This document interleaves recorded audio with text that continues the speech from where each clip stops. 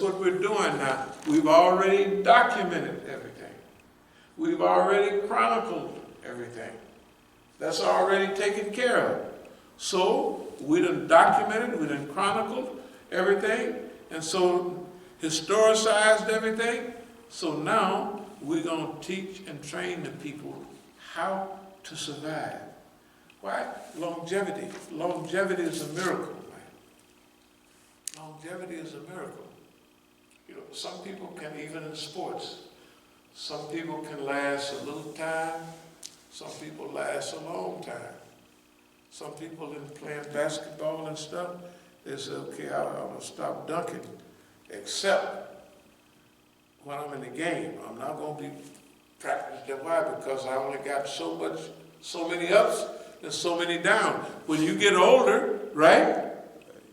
You start thinking about that. When you're young, you just start flying through the air. Do you know it was 35 years? It was longer than that. Yes, it was 30 years ago, about 91. 90. The brothers used to have, it was a pizza. They had, technically it was a party. The brothers that were still functional then, they would have big screen TV. They would go and they would meet every Saturday. They'd have pizzas. They was partying. They wanted to turn the Masjid over there. They wanted to put a big screen TV down on 8th Street. I said, no, we can't do that, man. We can have the decaf and everything. But that's when I was busy in movement. I never saw Michael Jordan before. I just didn't. And they had a video, and I said, that ain't true. They showed him flying through the air. He looked like he was flying sideways, then he overlapped. I said, wait just a minute. I said, you gotta run that back. I don't believe, you know what I mean?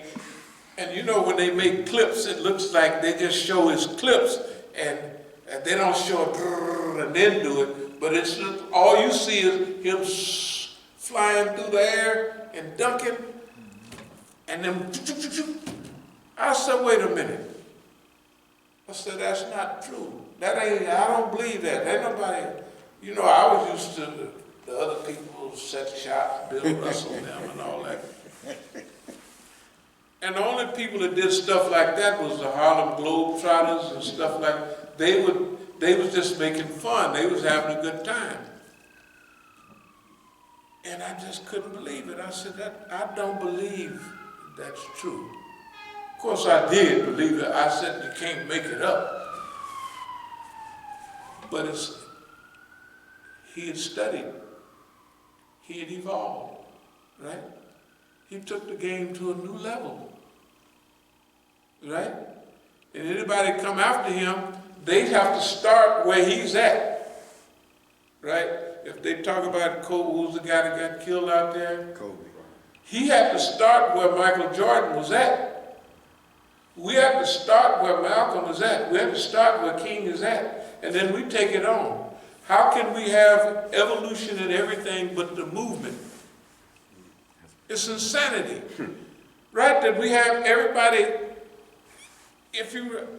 boy, Jesse Owens, he could really run track, but he did the 100-yard dash in 9.6. The children do that. Right? The children do that. The guy that did the 4-minute mile, they didn't cut that down. At 4-minute mile, they got people running 26 miles in 4 minutes something or other, right? They done got, with a little help, they got the marathon down to 2 hours. That's with a little help. But still, them Kenyans and all them people, they doing 2 hours, 8 minutes all the time. When I was running marathons, it was way up to 2 hours and 15 minutes and stuff. They got a woman ran 2 hours and 32 minutes, I think. They getting down. They want to keep you and I back with Dr. King and Malcolm X. Huh? Malcolm X and Dr. King didn't listen to Booker T. Washington then, right? That's right. That was 50 years before them, exactly. Why they didn't listen to, okay, why, how could we look at the complexity of the movement today? Look at Al-Hajj Malik Shabazz is our inspiration, our motivation to go higher. When we try to break those records, that don't mean we don't like Malcolm. That means we honoring what he gave. He was achieved martyrdom. He didn't even have the time. We've been selling wolf tickets to the white man for 50 years. And so he tried to come around and quiet you down. And what happened? You learn everything you need to learn about movement. Why? Because adversity is designed to bring the best out of human beings. That's what it's for. Adversity is designed to bring the best out of you. So Boss Man is finished. Let me try to speed up a little bit. Activist, documentalist, chronicler, historian, then educator. We're showing the people now.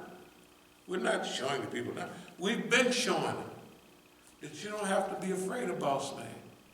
You don't have to humiliate yourself. You don't have to compromise your principles. Okay. Now, there will come a time, inshallah, when that will be valuable information. But we are As-Sabiqun. We're not waiting on them quiet, because As-Sabiqun go out first. They're the vanguard. They go out in front of everybody else, and they do the job that have to be done. And they win in this race, whatever it's about, right? They're not settlers to wait around, pioneers that go out and settle the land. And they go out and face the challenge that they have to face at that time.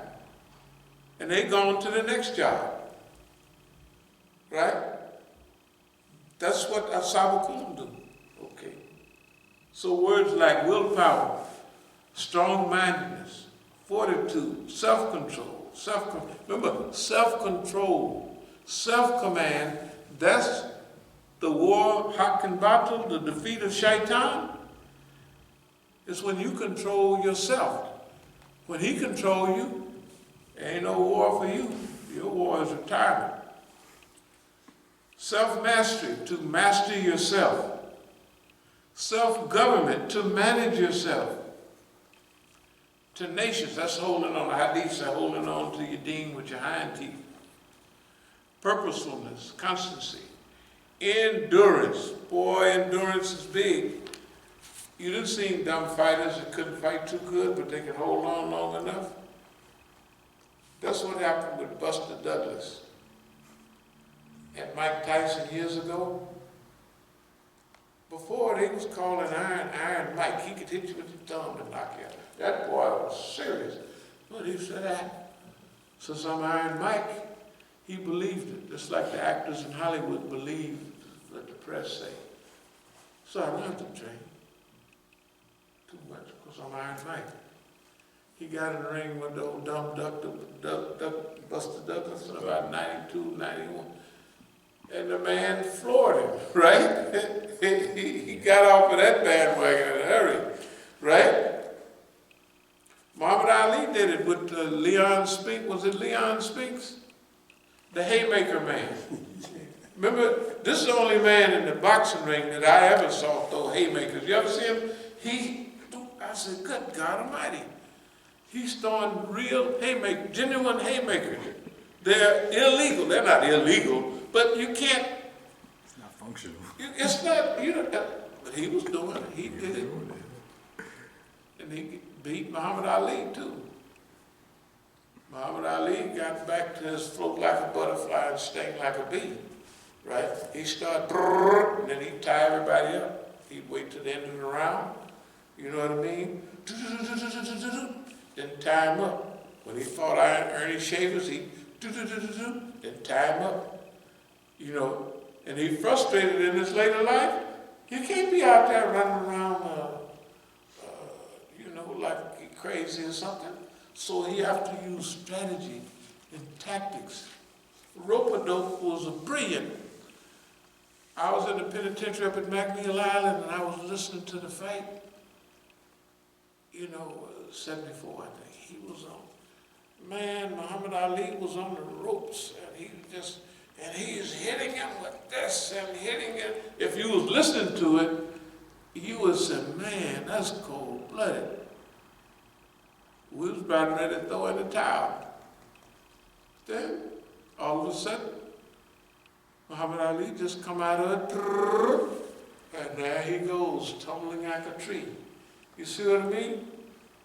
And we know George Foreman, them. That did him a psychological damage. He bought tigers, and not on his farm, he had tigers and all that stuff out there, trying to get his thing back. Yeah, but then here's my homeboy, Charlie Shipes, them. He bought him back. That's how, when he was back in the ring at 47. Hey, but you have to study the laws of war. You have to use what God gives you at that particular time. Strategic retreat. Strategic retreat. The Muslims always use that. Trick boss man. And that's what we did all the time. Oh, boss man, you bothered us. Oh, boss man, leave us alone. Strategic retreat. Strategic retreat. And then strategic counteroffensive. We done made lectures on all these subjects. But we made those lectures 15 years ago, 2008, I don't know what it was, way back when. All of these lectures, David and Goliath, and all of those, that was decades ago. The point is,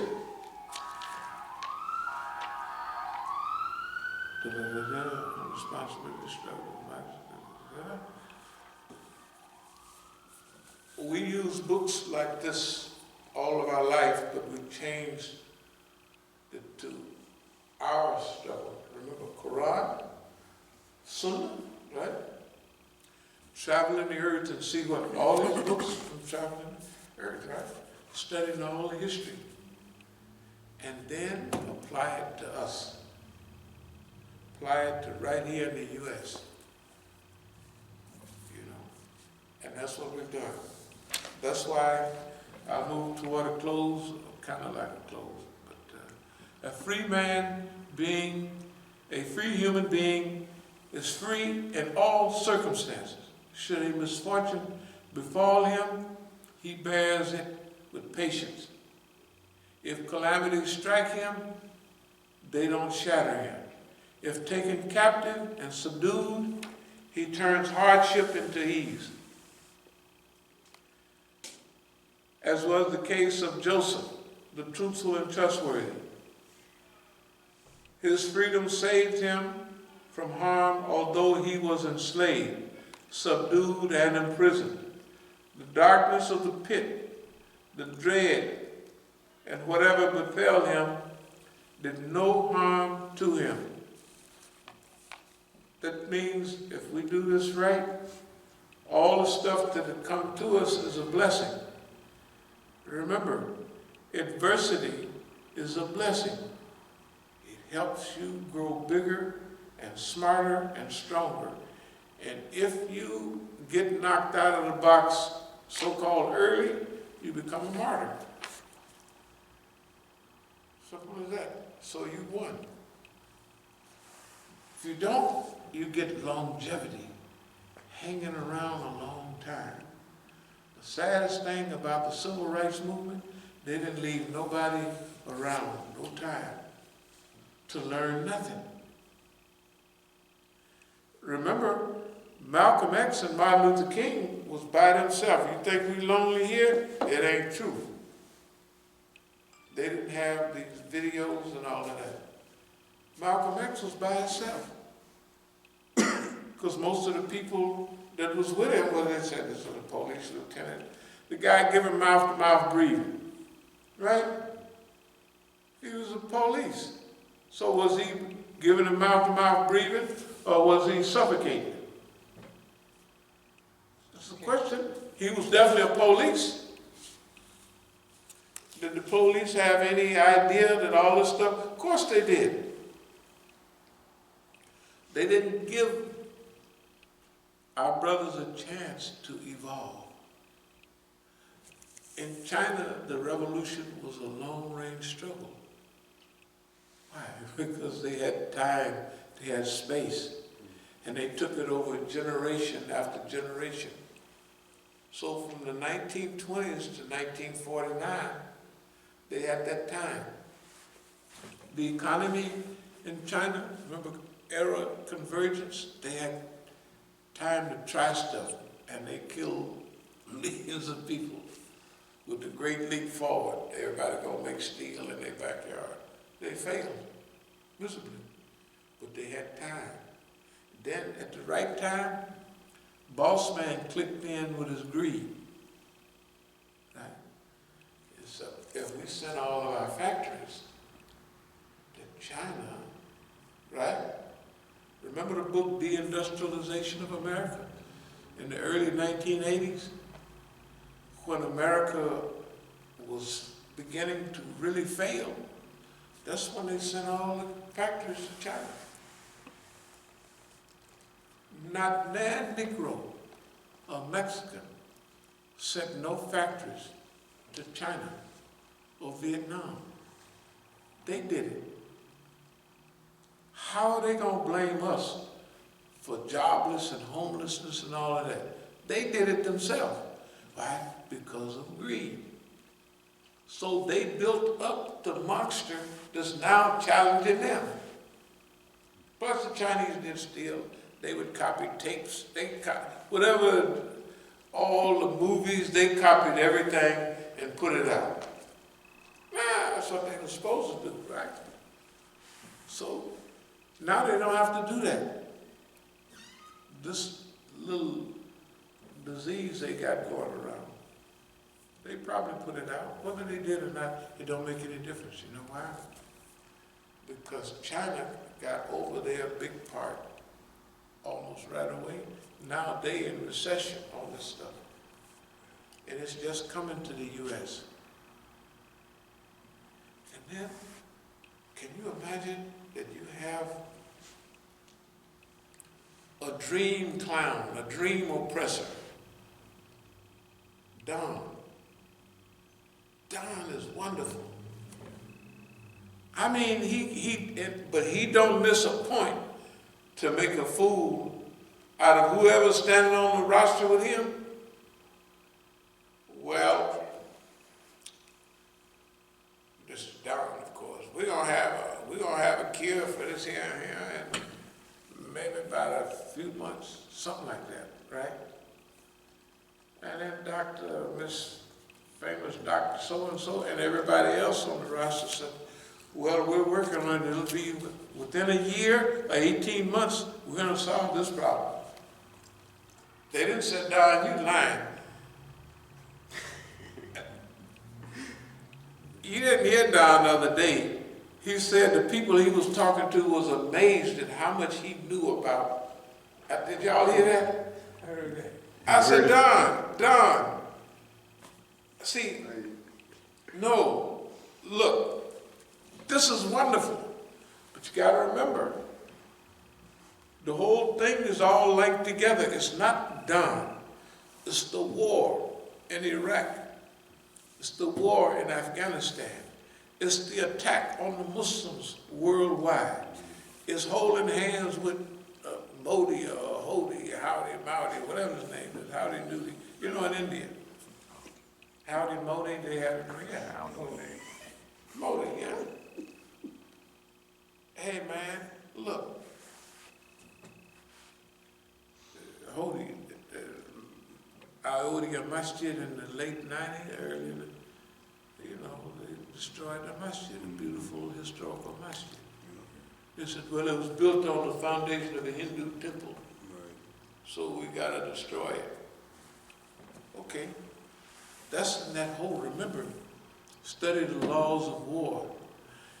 You have to study the war that you're in, right? This is a global conflict.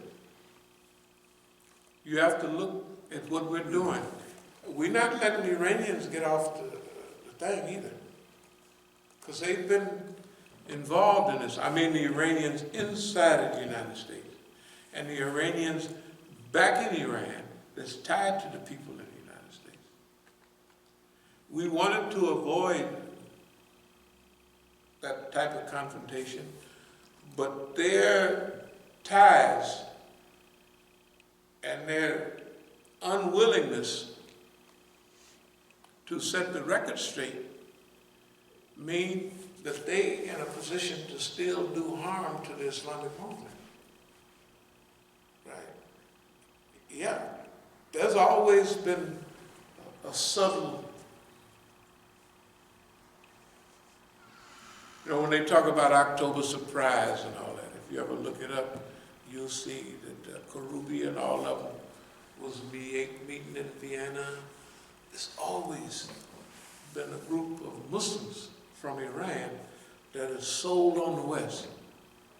Some are just liars and thieves, right? So it's our duty from our position to keep this thing in focus. Because our place, all these programs we was having, our place in LA, we had two places, As-Sabiqun, and we had headquarters.